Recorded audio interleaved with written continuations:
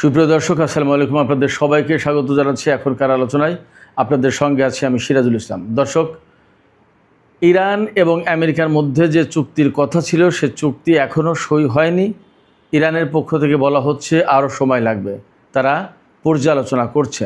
Tehran জানিয়েছে এখনও এই বিষয়ে চূড়ান্ত সিদ্ধান্তে পৌঁছায়নি তারা। এদিকে মার্কিন প্রেসিডেন্ট ডোনাল্ড ট্রাম্প রোববারের মধ্যেই চুক্তি সই হবে বলে ঘোষণা দিলেও আমেরিকার পক্ষ থেকেও এ ব্যাপারে এখন তেমন কোনো আলোচনা শোনা যাচ্ছে না। বরং আমেরিকার কংগ্রেসের আর্মড সার্ভিসেস কমিটির অন্যতম সদস্য, ডেমোক্রেটিক দলের সদস্য সেথ মুলটন, তিনি বলেছেন যে চুক্তি হতে যাচ্ছে সেই চুক্তি আমেরিকার জন্য বিরাট বড় পরাজয়। কারণ যুদ্ধের পেছনে এরই মধ্যে $100 বিলিয়ন বেশি খরচ করা হয়েছে, অথচ এই চুক্তির বিনিময়ে পাচ্ছে হরমুজ প্রণালী উন্মুক্তকরণ, যা যুদ্ধের আগে হরমুজ প্রণালী খোলাই ছিল। এদিকে ইসরায়েল আজ আবার লেবাননের রাজধানী বৈরুতে হামলা চালিয়েছে, তাতে কমপক্ষে 5 জন নিহত হয়েছে। এই হামলার প্রেক্ষাপটে ইরানের পক্ষ থেকে কড়া বার্তা দেওয়া হয়েছে, কড়া হুঁশিয়ারি দেওয়া হয়েছে। ইরানের পক্ষ থেকে ইসরায়েলকে একটি বিশেষ প্রাণী হিসেবে উল্লেখ করে বলা হয়েছে, এই প্রাণীটিকে ঠেকান, তা না হলে চুক্তি হবে না। মানে ইসরায়েল লেবাননের রাজধানী বৈরুতে হামলা চালিয়ে এই চুক্তিকে অনিশ্চিত করে দিচ্ছে কিনা। এর আগেও কিন্তু যখন আলোচনা খুব ক্লোজ, একদম কাছাকাছি অবস্থানে ছিল, তখন ইসরায়েল লেবাননের রাজধানী বৈরুতে হামলা চালিয়েছে, যার প্রেক্ষাপটে ইরানও জবাব দিয়েছিল। এবারও কিন্তু ইরান তেমনই কথা বলছে। এই রকম প্রেক্ষাপটে ইরানের IRGCর রাজনৈতিক বিষয়ক deputy commander major general Yadullah Jawaani তিনি বলেছেন, আমাদের চোখ কান খোলা, আমাদের আঙুল কিন্তু ট্রিগারে। এই প্রেক্ষাপটে ইরান এবং আমেরিকার মধ্যকার চুক্তি কি বড় ধরনের অনিশ্চয়তার মধ্যে পড়ল কিনা। সুপ্রিয় দর্শক, এই সমস্ত বিষয় নিয়ে এখন বিস্তারিত আলোচনা করব। আশা করি আপনারা আলোচনার শেষ পর্যন্ত সঙ্গে থাকবেন। আর ভিডিও ভালো লাগলে লাইক, কমেন্ট, শেয়ার করবেন এবং চ্যানেলটি সাবস্ক্রাইব করে সাথেই থাকবেন। দর্শক, চলুন বিস্তারিত আলোচনা করি। প্রথম আলোচনা হচ্ছে, দর্শক, বিস্তারিত আলোচনার শুরুতে আর একটা তথ্য জানিয়ে রাখি। ব্রিটেন ইংলিশ চ্যানেল থেকে রাশিয়ার একটি তেলবাহী জাহাজ আটক করেছে। এর প্রেক্ষাপটে রাশিয়া এবং ব্রিটেনের মধ্যে বড় রকমের উত্তেজনা দেখা দিয়েছে। এমনও হতে পারে এই ঘটনাকে কেন্দ্র করে দুই দেশের ভেতরে সংঘাত শুরু হতে পারে। ইউক্রেন ইস্যুতে ব্রিটেন এবং রাশিয়ার মধ্যে কিন্তু দীর্ঘদিন ধরে একটা প্রকাশ্য অপ্রকাশ্য উত্তেজনা চলছিল। যা হোক, আমরা মূল আলোচনায় ফিরে আসি। ইরান এবং আমেরিকার মধ্যে চুক্তি সই হবে, এ ব্যাপারে দুই পক্ষ একেবারেই কাছাকাছি। ইরানের পক্ষ থেকে বলা হয়েছিল আমরা খুব কাছাকাছি চুক্তির, আর আমেরিকা বলেছিল, আমেরিকা মানে আমেরিকার প্রেসিডেন্ট ডোনাল্ড ট্রাম্প, তিনি বলেছিলেন যে রোববার চুক্তি সই হবে। এইভাবেই পাকিস্তানের প্রধানমন্ত্রী শাহবাজ শরীফও বলেছিলেন যে আগামী 24 ঘন্টার ভেতরে চুক্তি হতে পারে। কিন্তু ইরানের পক্ষ থেকে বারবারই বলা হচ্ছে যে এখনও তারা চূড়ান্ত সিদ্ধান্তে পৌঁছাননি। রোববারের ভেতরে চুক্তি হবে এমন কোনো নিশ্চয়তা নেই, বরং চুক্তি যদি হয় তাহলে কয়েকদিন সময় লাগতে পারে। আজকে তাদের পক্ষ থেকে বক্তব্য দেওয়া হয়েছে, তেহরান বিষয়টি এখনও পর্যালোচনা করে দেখছে। কি কি পর্যালোচনা করছে আমরা এ পর্যন্ত যা দেখতে পাচ্ছি, জানতে পাচ্ছি, তাতে গুরুত্বপূর্ণ কয়েকটা পয়েন্ট বেরিয়ে এসেছে। সেটা হচ্ছে, আমেরিকা বলেছে যে আমেরিকা যে সমঝোতার ভিত্তিতে বলছে যে চুক্তি সই হবে, সেই সমঝোতায় বলা হচ্ছে যে ইরানের সমৃদ্ধ ইউরেনিয়াম পূর্ব অবস্থা, অর্থাৎ 60 মাত্রার আগে যে অবস্থায় ছিল, 20 মাত্রা বা 5 মাত্রা বা 3 মাত্রা, এই মাত্রায় ফেরত নিয়ে যাওয়া হবে অথবা সেগুলোকে ধ্বংস করা হবে। এরপরে ইরান এই রকমের একটা কমিটমেন্ট করবে, প্রতিশ্রুতি দেবে যে তারা কখনো পরমাণু অস্ত্র তৈরি করবে না এবং পরমাণু অস্ত্র হাতে পাওয়ারও চেষ্টা করবে না।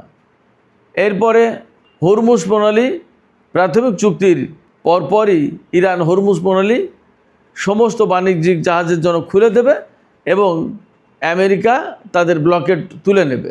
এছাড়া আমেরিকা ইরানকে $24 বিলিয়ন অর্থ ছাড় করবে।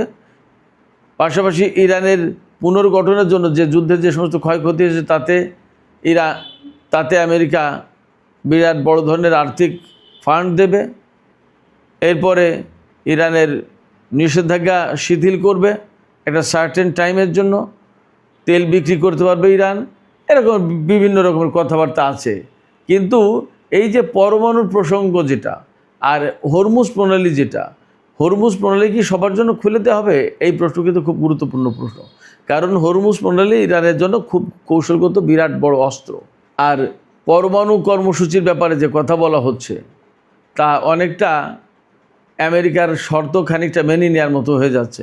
সেটা করবে কি করবে না এ ব্যাপারে কিন্তু তাদেরকে আরও বোঝাপড়া করতে হচ্ছে ইরানকে।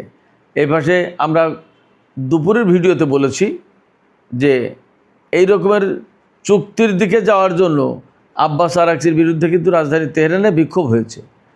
এই বিক্ষোভকারীদের দাবি হচ্ছে কোনো চুক্তি করা চলবে না আমেরিকার সাথে, সর্বোচ্চ নেতা থেকে শুরু করে ইরানের যে সমস্ত মানুষকে তারা হত্যা করেছে তার বদলা নিতে হবে, প্রতিশোধ নিতে হবে। এই প্রেক্ষাপটে ইরান সরকার একটু চাপের ভেতরেই আছে, তা বোঝা যাচ্ছে।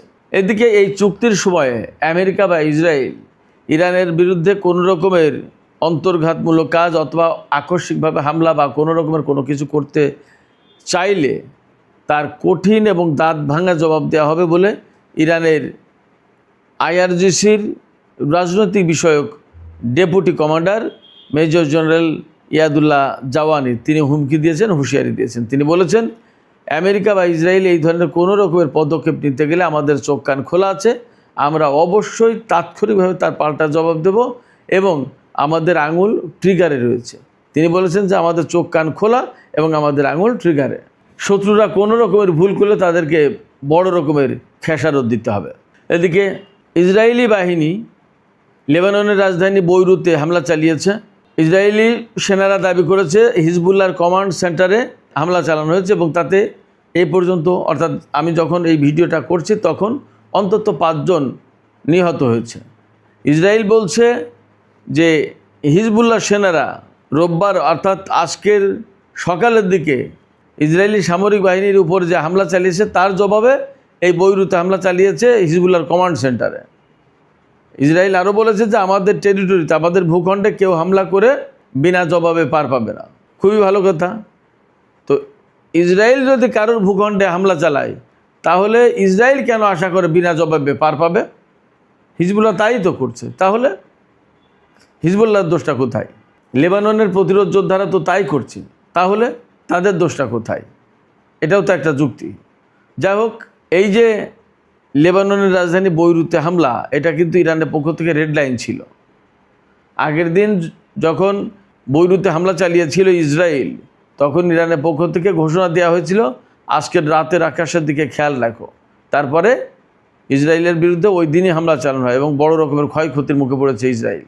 এখন আজকে যখন এই হামলা হয়েছে তখন ইরানের জাতীয় নিরাপত্তা এবং পররাষ্ট্রনীতি বিষয়ক সংসদীয় কমিটির সদস্য এবং তিনি মুখপাত্র বটে ইব্রাহিম রেজাই তিনি ঘোষণা করেছেন, তিনি বলেছেন যে ইসরায়েলকে বিশেষ প্রাণী আখ্যায়িত করে বলেছে এই প্রাণীটিকে আমেরিকা যদি না ঠেকায় তাহলে চুক্তি হবে না। তিনি বলেছেন যে চুক্তি পেতে চাইলে এই প্রাণীটিকে ঠেকাও। আমরাও আশঙ্কা করছি ইসরায়েল যদি লেবাননের রাজধানী বৈরুতে হামলা অব্যাহত রাখে তাহলে ইরান হয়তো পাল্টা জবাব দেবে, কারণ এটাই ইরানের রেড লাইন। আর আমার কাছে মনে হচ্ছে ইরান এবং আমেরিকার মধ্যে যে চুক্তি হতে যাচ্ছে এই চুক্তি যাতে না হতে পারে সেই জন্য ইসরায়েলের পক্ষ থেকে একটা তৎপরতা, একটা চেষ্টা চালানো হচ্ছে এবং লেবাননের রাজধানী বৈরুতে হামলা চালালো, কারণ এটা হলো ইরানের রেড লাইন। যদি ইসরায়েল সেখানে হামলা চালায় তাহলে ইরান আবার যুদ্ধে জড়িয়ে পড়বে। যুদ্ধে জড়িয়ে পড়া মানে চুক্তি না হওয়া। আমেরিকা এবং ইরানের মধ্যে যে চুক্তি হওয়ার সম্ভাবনা রয়েছে সে ব্যাপারে ইসরায়েলের সরকার পক্ষ অর্থাৎ নেতানিয়াহু বা বিরোধী পক্ষ সবাই বলছে এই চুক্তিটা ইসরায়েলের জন্য ভালো না, ইসরায়েলের অস্তিত্বের সংকট।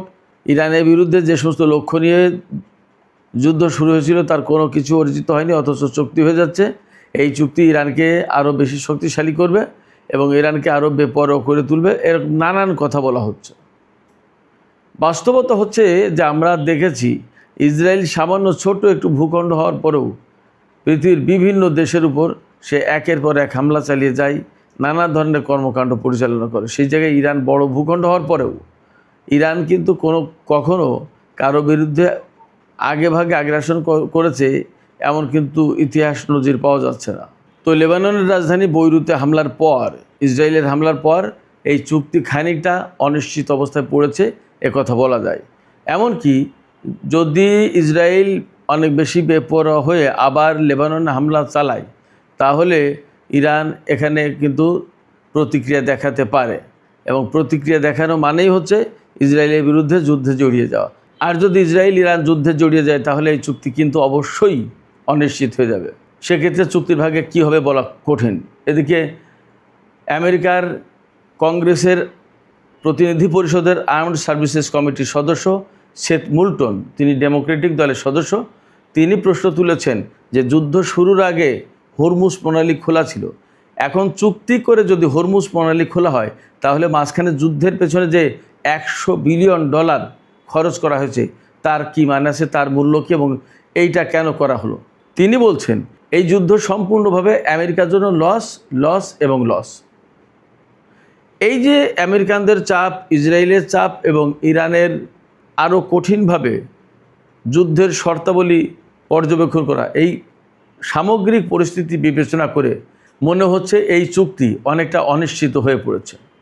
সেক্ষেত্রে আসলে চুক্তির ভবিষ্যৎ কি আদৌ চুক্তি হচ্ছে কি না, নাকি যুদ্ধ আবার মারাত্মক আকারে ছড়িয়ে পড়বে, এবং যদি তাই হয় তাহলে কি হবে পরিস্থিতি, পুরো মধ্যপ্রাচ্যের ভাগ্য কি হবে, সমস্ত সব কিছু নিয়ে বিরাট প্রশ্ন তৈরি হয়েছে। এ অবস্থায় আমাদের সম্ভবত অপেক্ষা করা ছাড়া আর কোনো পথ নেই। দেখা যাক কি হয়।